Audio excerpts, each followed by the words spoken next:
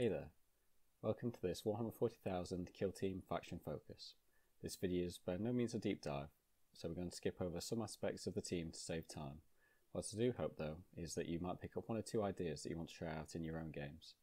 These are just some of the things that I've picked up with help of some of the top players from around the world. If you have any suggestions, it would be great if you can post them down in the comments below in case I've missed anything here. This series for me is about tips and tricks as opposed to hard recommendations. In my opinion, experimenting and finding ways of making different teams fit with your playstyle is the most important thing. Okay, intro out the way, let's jump in. So this is the contents of what we're going to go through today. But the first thing I like to do is say a big thank you to Ryan Slater, aka Monsterfrag, his brother Connor Slater, and also Pete Worsley, aka Wurzel Muffin on Discord. These are all guys who are some of the top players within the UK. They've all run Pathfinders to great effect in the past, and they've taught me so many dirty tricks that they're all included here throughout, so I just want to say a big thank you guys. Also, there's some photos on a few of the slides. These are from kill teams within the London meta, so yep, really great paint jobs. I'm not going to mention each of them individually, the credits for each one's underneath, but yeah, fantastic paint jobs all around. The other thing is additional resources. So some of the things I'm going to go through, I think other people have covered better already. So in particular, there's a Vantage Point episode, so Glass Half Dead's podcast, which is on Anchor. I'll link that down in the description. So this is an interview we did with Beeranid post KTO, and talking about the style of play that he was adopting there, very grenade heavy. Yeah, just very exciting to hear about, and I think he covers that better than I do. Another one I'll mention is Can You Roll a Crit? He did his breakdown of the Warhammer World Tournament. So this is the one up in Nottingham where he went 6-0 with Pathfinders over the course of the weekend. And it's photos of the different terrain layouts and the way he was approaching each of those games. Okay, cool. So moving on to the Pathfinders. We're going to go through the playstyle first. So the general playstyle, the kind of things that you might be expecting if you're running Pathfinders or if you're going up against them. And then looking in a little bit more detail at two particular kinds of play. So the ones I want to focus on here are Marker Light Spam, Grenade Spam. You can lean hard either way, I think still have success. Personally, I fall a little bit somewhere in the middle. After that, we're going to jump more over to TTS and do a bit of a demo there. So we're going to look through some of the different operatives and the plays that you can make, and just some kind of real life examples of the sort of things that you might be able to pull off. Finally, we're going to look at strategic and tactical ploys. So as we're going through playstyle and the operatives, we'll be ticking things off as we go. But there will be some things at the end which are still not quite covered. So there's some dirty tricks there which we'll be able to have a look at. Things that we're not going to talk about. I'm not going to talk about list selection at all, just because in the previous steps you've probably covered it all already. And this is very much personal preference. I think there's no right or wrong way to be running Pathfinders. Yeah, it's just whatever suits you. And similarly for tac ops and equipment, that's very much personal preference. So general playstyle for the Pathfinders. One of the strongest things you've got going for you is your ability to out-activate opponents. So you've got 12 bodies if you take the recon drone, 13 otherwise. That's the most activations in the game. So even against Vet Guard, 14 bodies, 12 activations, you can still run 13 bodies and then be able to guarantee that you're going to get the last move turn 1, even if they give you initiative. It can be quite a good matchup to take 13 bodies into it, Vet Guard. Another one you could consider it is the mirror match. So other Pathfinder players, whether they go 12 or 13, having 13 bodies is pretty good. And I'm not sure that you 100% need the recon drone for that matchup either. One thing to be aware of though is that every time you chain activate, so the drone controller activates into another drone or your recon drone activates into another operative, that's essentially costing you one activation for that turn. So if you are trying to go last, that's something which you need to keep a bit of an eye on. Advantages about activating your opponent. You can generally just wait and see what they do and then react to that accordingly. But another thing is if it lets you go later in the turn after their big pieces have already gone, then you're able to go last and you can rack up safe kills, and you can also score safe points as well. One thing that I found helps with this is to not try and use saving protocols too much. It can be very tempting to put your 7 wound drone next to one of your regular guys, have it take the hit and think I've lost a drone instead of a normal pathy or maybe some kind of special weapon expert. Actually, that's still reducing your activation count. So one of the things I like to try and do is just use save your protocols with the recon drone, because that's got 12 wounds, it's a bit tankier, or the shield drone, because that's got the 4-pin vuln and the 5-foot feel no pain. And there's a good chance that they'll be able to weather the shots that come at them. Another key thing that you can do is focus down key threats. So Pathfinders have ways to stack up buffs or ways of buffing your models that are targeting enemies, and then you can really reliably take those out of action. So that's the kind of reliability that you don't get from a lot of other teams. Being able to pick and choose which targets you want to kill off can give you a real advantage. So if we're talking about your typical kill team will have maybe 5 or 6 big threats, and then the rest of the models will be chaff or less killing models and more support models. When I say focusing down key threats, really I'm talking about taking out those big killer pieces first, because after that you can run around the board a bit more freely. You're less worried about your squishy guys getting blown off, and then you'll just have an easy time of it. Another thing that's typical for Pathfinder play is that you'll kill first and score points later. So Pathfinders are having a lot of synergies with each other, so they tend to be bunched up, and that can make it hard to go out and score points. So one thing I would say here is to try not to castle. So if by the end of turn 2 you're probably still mostly within 6 of your deployment zone or towards your deployment zone, that's probably a sign that you've not pushed up enough. You've really got to try and get out there and score those points once you've got the initial kills. Another thing to avoid would be hiding combat opportunities. So what I mean by this is you've moved up a model, potentially killed an enemy model, but you're off the point. Your opponent can then charge in, be on a point, and safe in combat with your already activated model. I'm sure you've got supporting fire. That's a handy thing to have in your back pocket to try and take out enemies that are in combat, but don't forget you still have to get within 6 of them, and you would have to kill them in that round of shooting. It's also a CP that you might want to save for other things. So generally I'd say try and avoid giving your opponent an easy time by letting them just hide in melee. And the final thing here is that don't be scared to charge turns 3 and 4. As I say, Pathfinders are just trying to rack up points towards the end of the game. By charging guys in, you're going positional, you're not having to roll dice, and you're able to just block off operatives from getting onto points or do mission actions. And that's not just, it might help you score points, but it's also denying the enemy points. One advantage that Pathfinders have with this style of play is that all of the guys who have pulse carbines have marker lights. So rather than just charging in and passing like you would do with most teams, you can fire off a marker light first and then charge in.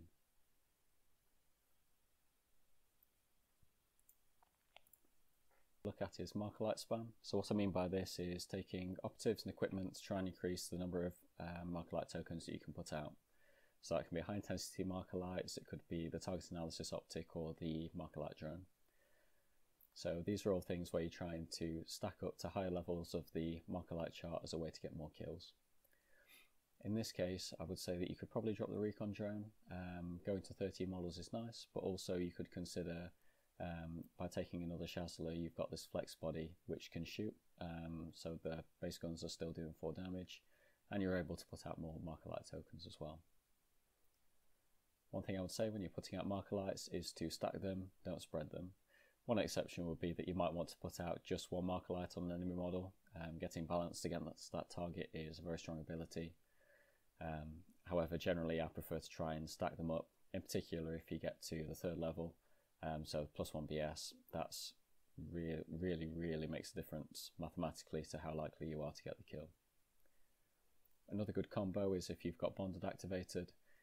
So if the target's got 1 marker light and you've got bonded, that's 2 rerolls. So even your guys who are hitting on 4s suddenly become a whole lot more reliable. Marker lights can also force your opponent into suboptimal plays.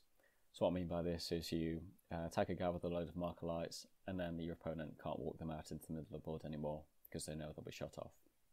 So by this you're able to directly influence where your opponent can and can't put their pieces, and then force them to play in a way that's suboptimal for them. Another thing I think you can do is to hide on building corners.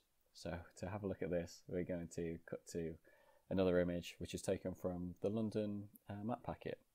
So this is something the London guys have put together. They're all very good maps. I'll put a link down in the description. Yeah, this is, I would say, one of the best map packs going for competitive kill team, and I'd highly recommend having a look at it.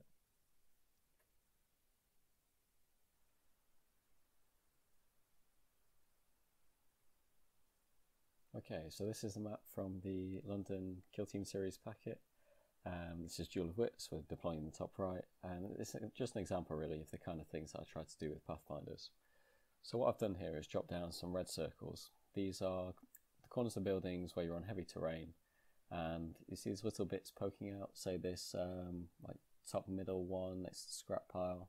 There's just a little bit of protrusion there coming off the terrain, so you can tuck in against that and your cover line will be really tight, you'll be very difficult to shoot at. And then the other red dots are all similar kind of idea, apart from the one next to the small scrap pile in the middle, which if you came around the top left you might be able to get a line on over that scrap pile from the Vantage.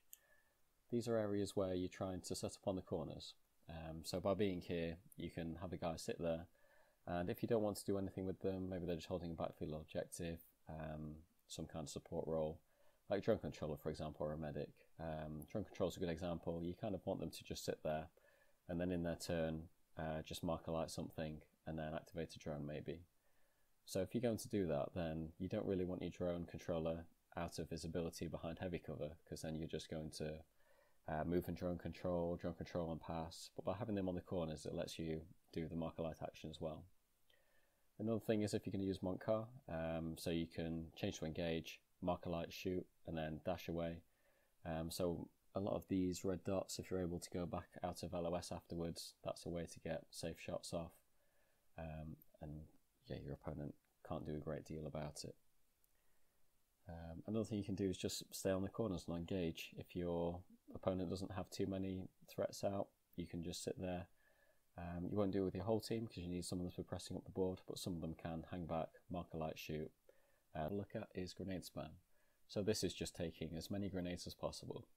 Post the balanced data slate, your grenadiers got 1 fusion and 1 EMP, and then after that you could take up to 5 fusions, you might take 2 fusions, 1 EMP. And the idea is that you're moving these guys up the board and just being able to hit whatever you want with indirect. One idea is that you could take an extra Chancellor as a grenade caddy. So here you might not drop the recon drone, but you might just go 11 Pathfinders and a recon drone. The idea being that the extra Chancellor you take is just an extra pair of hands who's able to carry a grenade. The recon drone I still really like with this build. Being able to analyse and get rerolls on your fusions just really increases the consistency of it. In general, 4 attacks on 3s, quite often you'll fail 2 or 3 of those hits. I don't think fusions are the auto-delete that maybe some people think they are. They sound very scary and they definitely have the potential to be. I like them a lot, but I think if you're going in there without rerolls and expecting to kill stuff, you're probably going to be a bit disappointed. Try to remove cover whenever possible. So for this I mean get within 2 inches of the enemy or flank them. Just try and remove cover saves. So if you're firing into a model, let's say it's got a 5-up save, they just need to make 1 save to survive. So if they're rolling, so let's say 1 dice against a fusion grenade, then they've got a 1 in 3rd chance to survive. But if they're in cover, then they're definitely going to survive. So again, trying to remove cover is a great way to try and get more kills. Another thing you can do is use blast. So if you've got 2 models stood next to each other, the one you want to kill, you choose that as a subsequent target of the blast. That's just another way to remove cover. So if we were to look at, say, the Kenomorph from the Wormblade, that's somebody where if you throw a grenade at them directly, they're going to auto-retain 2 saves from cover. But if they've got a normal guy stood next to them, throw the EMP grenade into that one, and then the splash will go into the Kenomorph, and then he doesn't get to retain any. One idea I'm throwing out there as well, not 100% sure about this, I've not played it yet, but I think it might have some legs and it's not been tested enough, is using Carry On instead of Monk Car as your Art of War. So if you've got a load of grenades coming at you, maybe your opponent's playing 3 crack grenades, you could auto-retain 2 against those, you'd have a good chance to survive. And then I think against teams which have weaker shooting outputs as well, you could just stand out in the open on engage and not be too worried about the fire coming back because you're going to retain 2. EMPs are really good, better against higher saves, so something like a 4+ or better they're going to be really killy against. One thing that you can look for as well is models that have improved saves. So a lot of the leader models for the different teams have this. You've got all of the cult agents, so even say the Locust, who looks like he's just going around in a robe, he actually has a 4-up save, so you're going to be lethal 4 against with an EMP. Similarly, the Commando Knobs on a 4-up, the Never Shoot Superior is also on a 3-up, So these are all better saves that you might expect. One you might not be so familiar with is the Blood of Pathfinder. Don't forget he's got a 4-up save. Yes, that's great for you, because it means you're likely to save more, but if you're throwing an EMP grenade at him, then yeah, you can use that to get lethal 4s instead of 5s.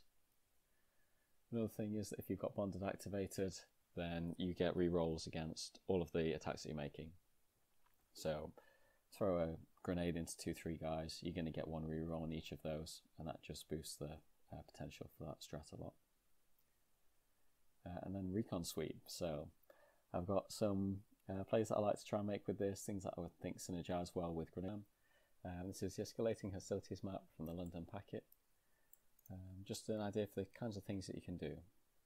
So recon sweep, you need to start wholly within and finish wholly within 6 of board edge, which is not your own. So in this kind of case, you've got these 2 channels all the way down, left and right side. Very convenient, there's a lot of wiggle room there for you to try and use this strat with. First thing I'd like to point out is if you're doing, you've run a guy up to throw a grenade, let's say he's come here, and you've thrown a grenade at this guy, now you're in charge range of this guy. That's not a problem with recon sweep. You can just use that, back off, and with any luck, he won't be able to charge you anymore. So that's something which is quite nice to be able to do, especially against melee teams. Against more shooty teams, something you can do is use doors more. So just generally, if you had a guy here, you can pull back through the door, just as a way to get out of visibility. Similarly, let's say we're on this corner here, we could shuffle across a little bit, just so the opponent can't get shots, or you could even just say finish here somewhere and try and get obscurity along this line, say. Another thing you can do is try and get within range of the medic. So I've got the medic here, and this is just a regular guy. So at the start of the turn, they are, let's say, 5 inches apart. To prevent the Chancellor getting shot off, let's say the medic's out of line of sight there, you can just recon sweep him back to within 3 of the medic. And then all of a sudden you've got this guy who's now basically unkillable, even though he threw a grenade for free at the back end of last turn. The range on that can be quite big, so if you had this guy here, this guy could be probably like all the way back here somewhere, because this guy can move 3, this guy can move 3, and they need to finish within 3 of each other, so that's kind of a 9-inch range they can be apart, and that's a combo that works really nicely. A worthy cause, this has been hit hard by the balanced data slate. You can still go for it if you wanted to. Just run a grenade up, say Grenadier, you strap fusion in addition to the one he comes with, move up, throw it, and then at the start of the next turn, start the next firefight phase, you'd worthy cause and throw another one. Another thing I like to do is try and bring your guys out into positions where your opponent doesn't really want to charge them. So take this as an example. This Shouster's thrown up, he needs to get somewhere here to throw a grenade into this boy. But now he's open to a charge from this one.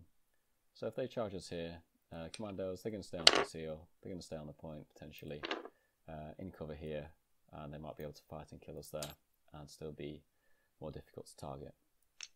So if we're not worried about the shooting, we can just recon sweep out to the side here somewhere.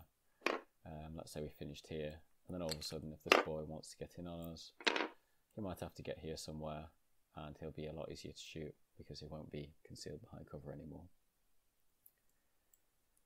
Another play would be the classic turn 1 alpha strike, so combining it with Montcar.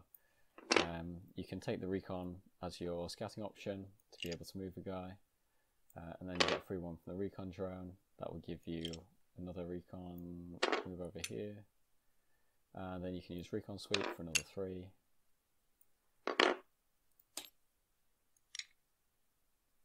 But this is just 2 guys I'm showing here, so you could have up to 6 grenades. You could have 2 guys getting longer dashes. This is probably not the best map for it with this barricade here, but you could have more guys on this side. That's 3 there already, 4, 5, 6. And then you can use save your protocols to try and protect these guys, even if you lump them forward on engage. We've got the medic here. Maybe you put a shield drone next to the medic to try and protect him. And your opponent's going to struggle to deal with all of these threats. You can have Montcar on, so you've got 9-inch move dash followed by a 6-inch throw. So this is a board with a lot of distance between the deployment zones, and already that's a massive threat range. Okay, that's it. Pretty things to probably try and get out of the way first are the Art of War and his ability with the holographic readout to do mission actions for him or somebody visible within 3 for 1 fewer. Getting those things are both quite useful to have. I say try burn those off before you go make some aggressive plays and get him killed. The nice thing you can do is that you can Vantage with him on the same turn as Montcar and drop back down. So let's say we've got Montcar, we're going to use the holographic readout ability. He can move on top of here and then Vantage. So far that's 3 actions. Using the holographic readout to reduce by 1, and then with Montcar he can just drop back down for free. So that's a nice safe way to be able to do that. Another thing I like to do with him is melee. So not a very Pathfinder thing. We've got this injured orc boy here on 3 wounds. You've got your Pathfinder, he's going to charge him in at this point, and then you've got 3 attacks on 4s with a reroll. That can actually put out consistent damage, better than rolling dice, rolling dice for shooting at least. Because you just need the 1 hit to go through, your chances of getting that hit you need are very high. Next up, we're going to have a look at the medic, when I can find him. So drone controller. Yep, cool. So the drone controller has been hit by the balance data slate a little bit. You can't change the recon drone into somebody else. But he's still a really good operative, I think.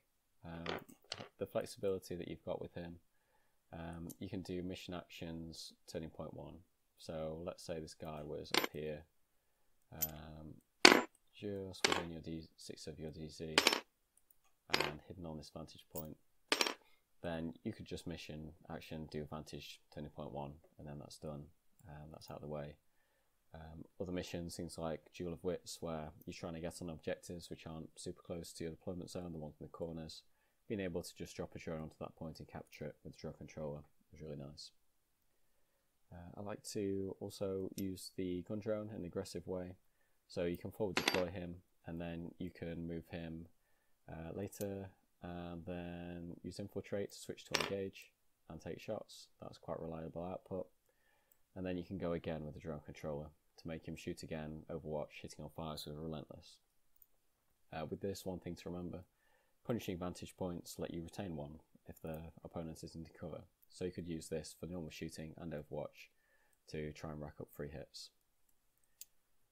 Recon sweep's useful here again, so if your gun drone is in not a very convenient location where you would want him to be, you can just recon sweep him forwards as well. So it's not like the Commandos or Hunter Clay deployment forward deploy strats where you need to be within an inch of cover.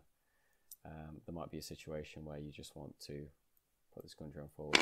Probably not the best example on this map, but if there's no cover here and there's some cover here that you want to get into, being able to recon sweep them into that is a nice thing to have. Next up, the comms. A little bit less valuable with this team because you've got Montcar. You probably need the extra APL a little bit less in terms of buffing for things like jumping onto a vantage, shooting, popping back down, or rushing into an enemy. Things that I do like him for though, with recon you've got a lot of tac ops where you would try and score mission actions. So having a guy who can buff somebody to say move, plant signal, beacon, that's a really nice thing to have. The other thing I really like him for is turn 1 to extend the threat range on the Grenadier. So let's say you don't want car turn 1, you set your Grenadier up somewhere out of visibility, and then you can move dash and you've got a massive threat range. Speaking of the Grenadier, here's the next one we're going to have a look at. Again, hit by the balanced data slate. Now he's just got 1 of each, but he's still a very good model.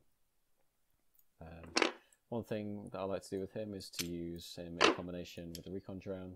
So again, consistency on those grenades that you're throwing. You can also double dash and then change his order. So like we were showing earlier with the turn 1 Montcar rush, you could do a normal dash, do a recon sweep dash, get him say here, and then you can use infiltrate to change his order. Start him on conceal, the enemy can't shoot him. Maybe buffing with the comms as well.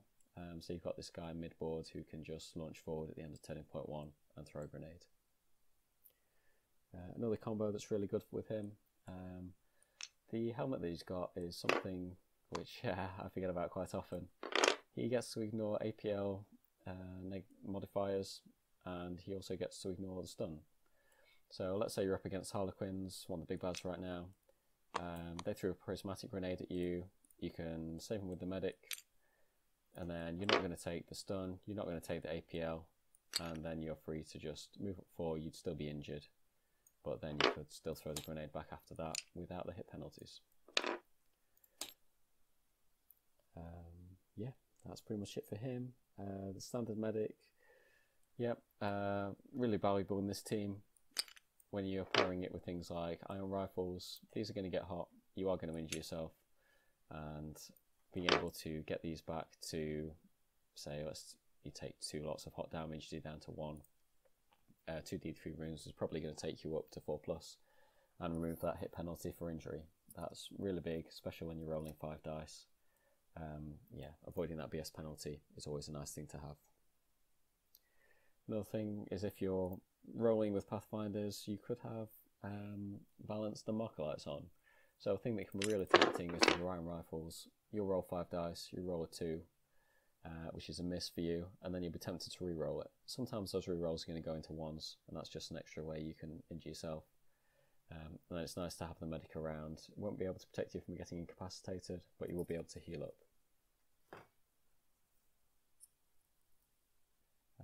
So this guy is really useful. He can ignore obscuring, so you can set him up in such a way that he can just sit there and not move, and you can just throw out marker lights and shoot as well.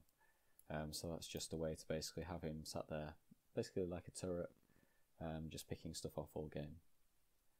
System jam is a really potent ability, so being able to throw a minus APL out on somebody is really nice. Let's say you've got this contested point in the middle.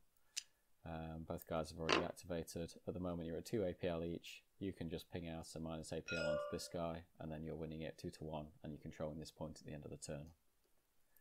He's also useful for shutting down enemy operatives that have actions which cost them 2 APL. So for example, Sniper Boy, you can shut him down, stop him firing silent, or switching to engage and firing with habit. The Spotter from Vet Guard's a good one. You can also prevent grenade shenanigans, a bit better on Chalnath where there's less visibility blocking, but if they're going to forward deploy dynamite somewhere here and they want to buff that with the comms, move and throw it, you can shut that down. And then also the Death Jester from the Harlequins, I'd say that's one which is quite easy to do at the moment. He's very tall, you should be able to get visibility on him. If he was like here somewhere or up here, you'd be able to see a bit sticking out and tag him to stop him jumping up, shooting, dashing down, or moving and firing with Torrent at the same time. Weapons experts, so you've got a choice here. Do you go rails, do you go iron rifles? It's personal preference really. So the math says that rail rifle beats regular iron rifle, but the hot iron rifle is the best of those. I know some people don't like taking rounds at all, they would just take rails into everything because they're worried about it being hot and there's some risk associated with that. If you roll 3 1s and incapacitate yourself, that could potentially swing a game. With the rails though, I quite like them for the lethal and the 5-up mortal wounds. Just being able to do consistent chip damage to something, even if you're rolling poorly or if you're injured, let's say you're hitting on 5s, you can roll dice knowing that you've still got a good chance to get 2 or 4 damage through. However, I do really like the iron rifles into 10 wound models. I wouldn't take them against higher wounds than that, something like Power Armor or Custodes. I think by the time you've rolled so many dice, you might well have killed yourself. But against 10 wound models, you're killing in 2 hits. So Commandos, Sicarians from the Hunter Clades, Necrons, those are all very good things I'll be looking to run irons into. The regular weapons experts are hitting on 4s, so again, I'll be looking to stack marker lights. Once you get them up to 3, they become a lot more efficient. And then the marksman, he's got the silent profile, that's useful turn 1 to try and get some chip damage in. I think that after turn 1 though, it's probably not the strongest weapon. You probably want to go loud. Hitting on 3s, as I say, going from hitting on 4s to hitting on 3s is massive. And that's something that you can, I would recommend going loud as soon as possible when killing stuff. Another thing that's interesting with the rails is that you can use the rerolls to fish for crits. So we talked about mortal wounds before. if you were to have bonded and Markolites, you could get a couple of rerolls. You could use the recon drone for a relentless. So even if you scored 4 regular hits, you might potentially want to reroll all of those just to try and fish and get a couple of crits, and that might be the damage that you need to force through a kill. Next up's the Blood of Pathfinder. I think this is one of my favourite guys. He's got the silent profile and a 3 damage melee weapon which hits on 4s, so again I've been looking to use him in melee. One stack that I really like with him is to put both the target analysis optic and a high intensity Markolite on him, and then he just sits here and he's another kind of turret model. So you'd be throwing out 2 Markolite tokens. Let's say you've got this guy in the middle behind the barricade. Wouldn't be a barricade that far out, but you get the idea. He's there. You could potentially mark a drone him, take him up to 2 tokens, and then you've got this guy. He stands where he is, lights him up for another 2, and then shoots him, and you've got 4 shots on 2s with a reroll, maybe another reroll for bonded, and you've got no cover on that as well. So he just becomes really killy if you're able to stack this up. Similarly, if you're able to do it on this side, you could recon dash or recon sweep him forwards. Probably moved on that side for recon sweep, but you could move him here, and then he can just sit there and throw out 2 Markolite tokens, and the optic takes him up to 3, hitting on 2s, very killy. What I really like the drones for is for their flying ability. So being able to just go positional, fly over terrain, that's a 9-inch move there, and that is a massive move to try and get on this point.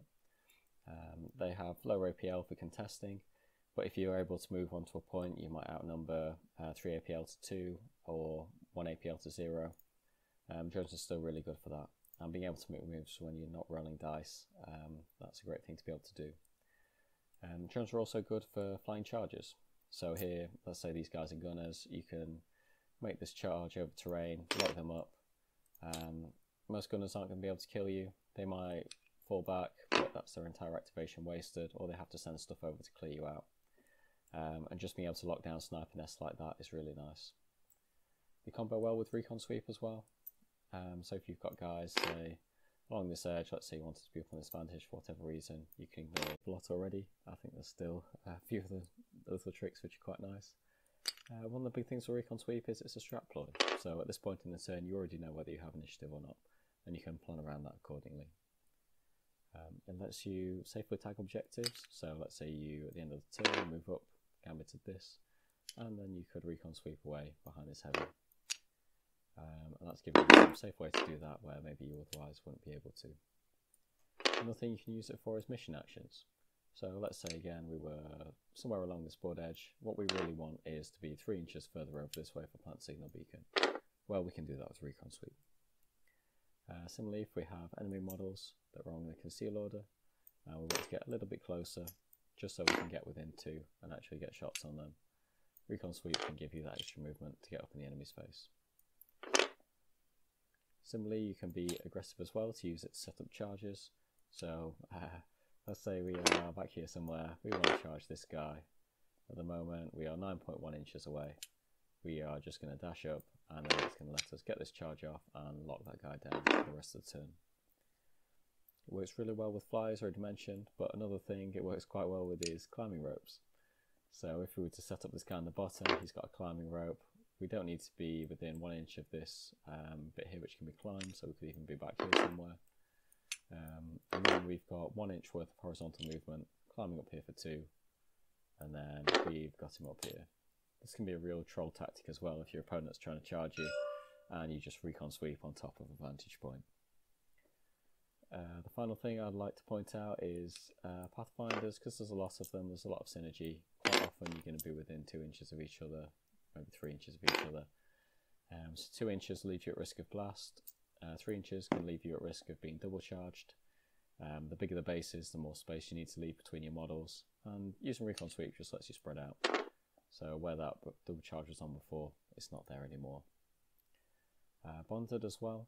I like this because Bonded's 3 inch range and Blasters a 2 inch range. So you can position your guys within 3 inches of each other. You actually wouldn't get bonded off a drone. So this would be a regular guy. So here, not within blast range of each other, but they are going to get bonded. Another thing you can do is you can use Montcar with this. So you can go in and out of bonded range. So let's say this guy's here, there's a target like, let's drop this drone here as a target on this side. So let's say we wanted to shoot him. We could shoot from where we are now and shoot this drone, but we're not going to get the bonded benefit. So with Monk Car, we can move up to within 3 and get the bonded benefit, take the shot, and then dash away again, maybe back over here, out of bonded range. So some extra flexibility there by comboing bonded together with Monk Car. And then the last thing for this video is what I consider possibly the dirtiest trick.